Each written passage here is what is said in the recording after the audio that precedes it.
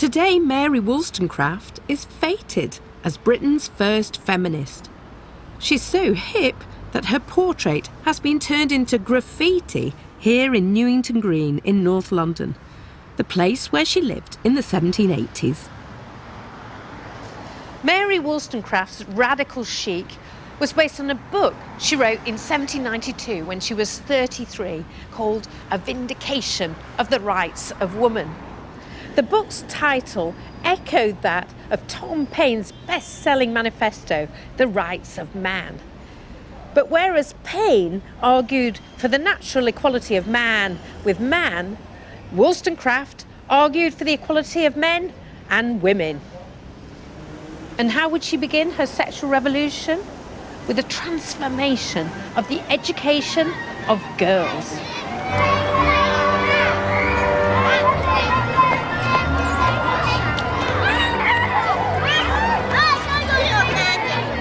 When Mary Wollstonecraft was in her 20s, she set up a small school here in Newington Green for the daughters of the local merchants. Her experience of teaching was to have a profound and guiding influence on her political thinking. She believed that the banal and limited education of girls was the greatest tool in the repression of women. It is time to effect a revolution in female manners, she wrote. Time to restore to them their lost dignity.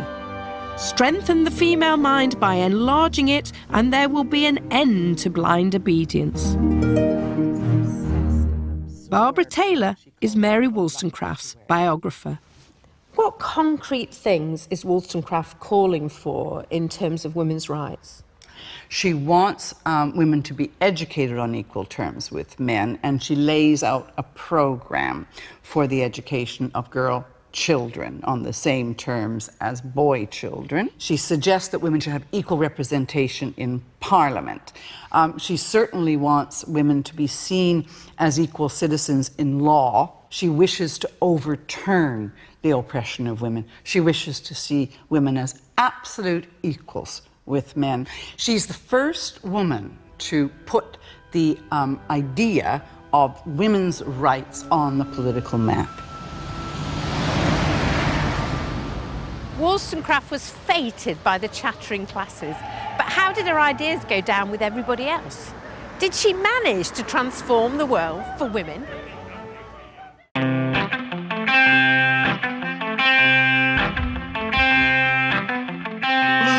Fighting the grey eyes, fighting the tears.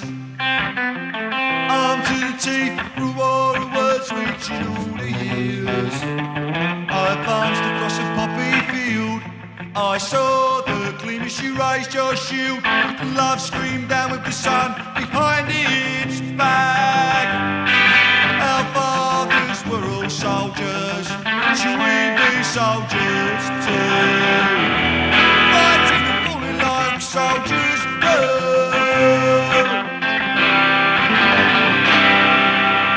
Started doing street art in about 2007.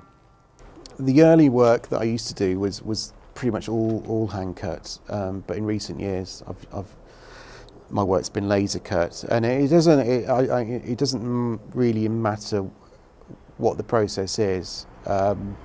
It's to do with who it is and where it is and why it's there. I was living in London at the time, then I moved on to Brighton.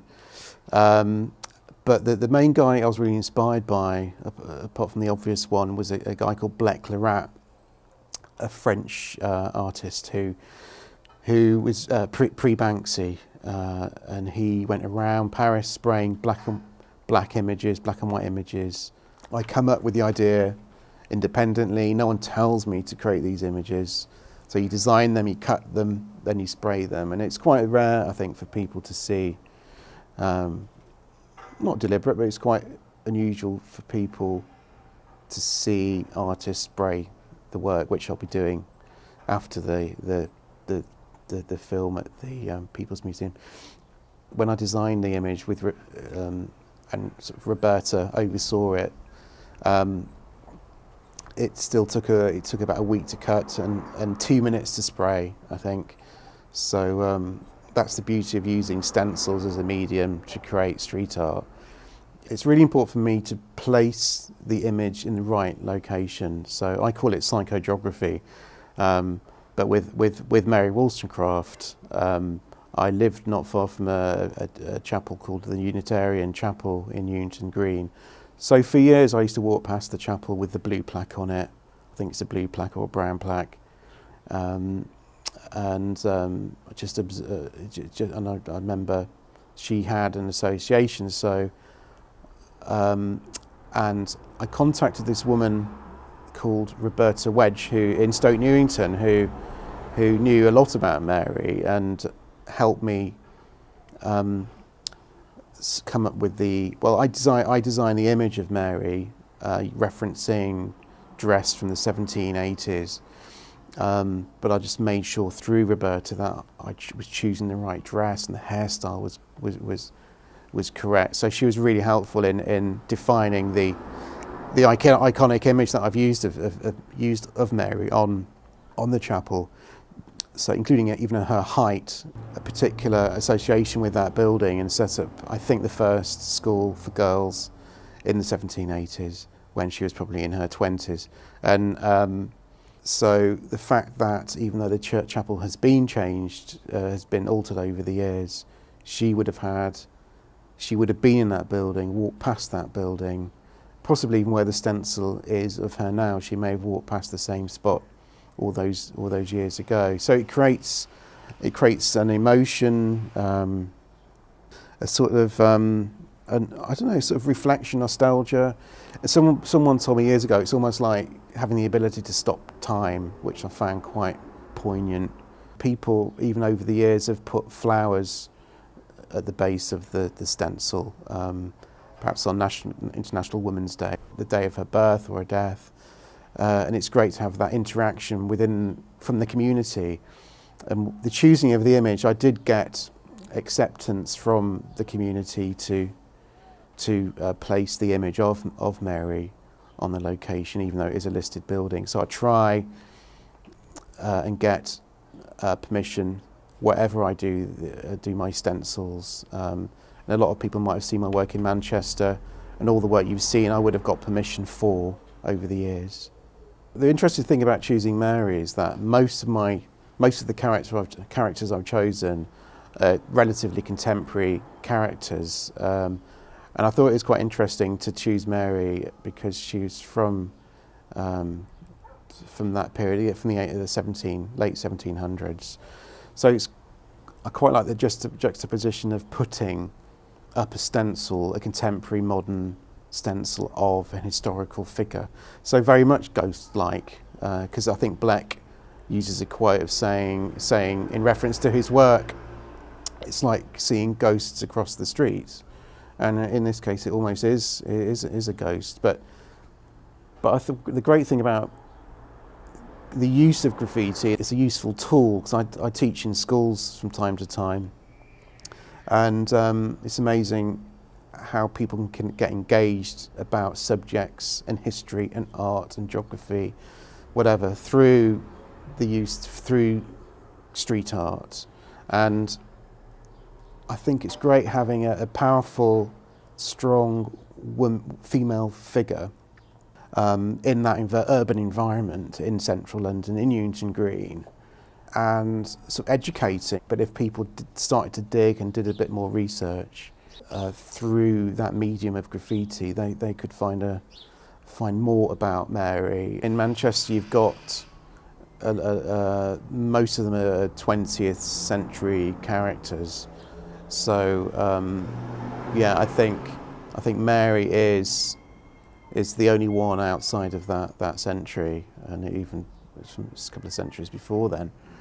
But I think it's quite a powerful image, creating street art, an image of a person in a dress from a different time, rather than like with Frank on Oldham Street in a suit, and sometimes, I don't, and it's not all serious, it's obviously it's talking about Mary, but Frank's Sidebottom's a comedian, you've got John Cooper Clarke, a poet, you've got Tony Wilson, sort of entrepreneur, and Quentin Crisp. But they're all iconic figures who are probably, even if we don't know them initially, and I'm sure a lot of people have walked past Mary and not known who she is. I think a lot of these images, you might not know who they are, but they might be in your subconscious, or you might have referenced them through popular media at the time. And it's just bringing them back to life again and remembering who these people were, what they did. And Mary did some absolutely amazing things for women, and I think she should be remembered. Thomas Paine wrote a book, The Rights of Man, which is a very popular book of its time. Mary Wollstonecraft was the vindication of women, and was about equality for men and women. I suppose she was, in a way, like Arthur Rimbaud in Paris, who lived in Camden as well. It's punks of their time. They were revolutionaries. At school, I was interested in art, history, and geography, and it combines all three. With my work, it's not about me; it's about the individual, because it's photorealistic almost. It's about the person, the man or woman in the picture, and also the way street art works is that it's again, which is a threat to the establishment, I suppose. It's an accessibility to all. It's almost like a socialist type thing, isn't it? I suppose, where it's an open gallery, street gallery, and you can love it, hate it, it can get painted over, it can stay. It gets painted over by artists regularly. It changes. It's meant to change. It's not meant to stay. So it's like when you go around parts of the Northern Quarter regularly, like Stevenson Square, every so months a new image pops up, and I think that's a healthy thing. It's not meant to be permanent, and that keeps things fresh and alive. Bristol has its own currency, its own money. So I've got there's about 11 people. There may have been residents, but most of the people have lived there over the years. You've got people like Robert Wyatt, Blackbeard, Brunel, Tony Benn. A few years ago, they were going to design a new £10 note, and they wanted a female on the back of the £10 note. And they actually used my image of Mary on Newington Green as one of the shortlists, as a reference to Mary. So they had people like Jane Austen. So it was great to see potentially Mary Wollstonecraft could be on the back of the new £10 note. And I think in the end they went for Jane Austen. I think they used it partly because there weren't many images. There's only 2 or 3 or 4 images in existence of Mary. But again, I think it's like with the street art, with the money, it's a way of getting images out en masse, and I think it's such a positive image to have Mary, because I think the establishment after her death sort of dissed her quite a lot and damaged her reputation for just being a very powerful, dominant woman. The image of Mary is on the Unitarian Chapel in Newington Green. As a thank you, I suppose, what I decided to do is to make 2 editions of 25 prints, one on a white background and one on a red background.